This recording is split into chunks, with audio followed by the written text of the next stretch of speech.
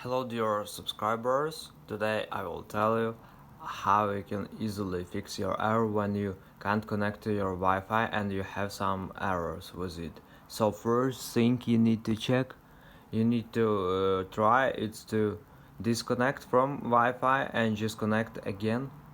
So just go to your Wi-Fi and just disconnect, turn off and turn on.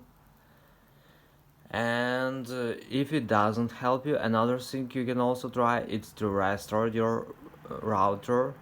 So just wait until your router will successfully turn on, and if it doesn't help you too, you just go to about phone, system update, and now just wait until it will check the late for updates your phone. So here you can see that no updates available.